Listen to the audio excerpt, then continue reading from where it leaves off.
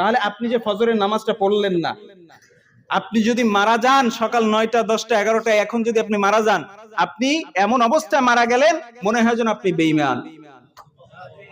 ঠিক কিনা বলেন? কি আপনি বেঈমান? কারণ আপনি তো ফজরের নামাজ পড়েন নাই, এশার নামাজও পড়েন নাই। এমন মানুষ আছে গতকালকে জোহর পড়েন নাই, আসর পড়েন নাই, মাগরিব পড়েন নাই, 5 ওয়াক্ত নামাজ পড়েন নাই। এমন মানুষ আছেন যারা গত জুমা পড়ছেন আর এই জুমায় আসছেন। আছে না নাই? আমি বললাম বলে আপনাদের খারাপ লাগে, কিন্তু এটাই বাস্তবতা, এটাই সত্যি কথা। তাহলে আপনি যে নামাজ পড়লেন না, কুকুর নামাজ পড়ে?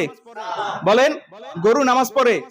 আমি আশরাফুল মাখলুকাত, কুত্তা সবচেয়ে নিকৃষ্ট প্রাণী, শুয়োর সবচেয়ে নিকৃষ্ট প্রাণী, ওর জন্য নামাজ নাই।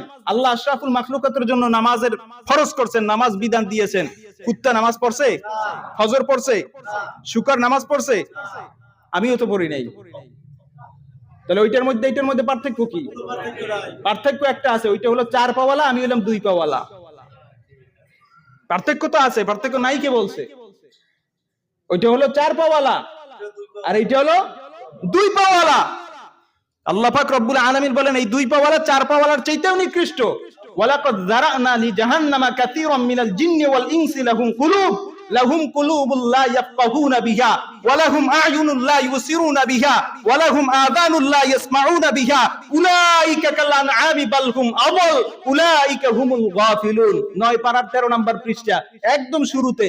বিশ্বাস না করলে সেখানে খুলে দেখেন, বাংলা কোরআনের তরজমা পাওয়া যায়। আমি বললাম বলে হয়তো আপনাদের কাছে খারাপ লাগে, হুজুর শুকরের সাথে তুলনা করলেন। আমি তো শুকর বলছি, আল্লাহ বলছেন আরো শুকরের চাইতেও নিকৃষ্ট। আমি তো কুকুর বলছি, কুকুরের সাথে তুলনা করছি, আল্লাহ বলেন কুত্তার চাইতেও নিকৃষ্ট। নামাজ পড়বে না, রোজা রাখবে না, হজ করবে না, যাকাত দিবে না, এক কথা আল্লাহর হুকুম নবীর তরিকায় চলবে না, আল্লাহ বলেন কুকুর শুকরের চাইতেও নিকৃষ্ট প্রাণী।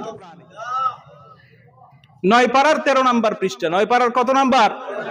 আজকে বাংলায় তরজমা গিয়ে দেখেন, 9 পারার 13 নাম্বার পৃষ্ঠা। উলাইকা কাল আনআমি বাল হুম আযাল উলাইকা হুমুল গাফিলুন। তারা চতুষ্পদ জন্তুর চাইতেও নিকৃষ্ট।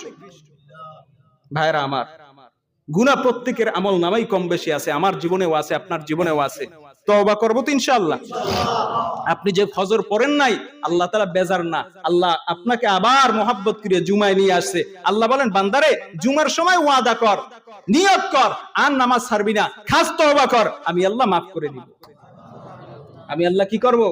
মাফ করে দিব। আল্লাহ তাআলা সুস্থ রাখছে, ভালো রাখছে। মানুষ অসুস্থ হয়ে যাইতে সময় লাগে না।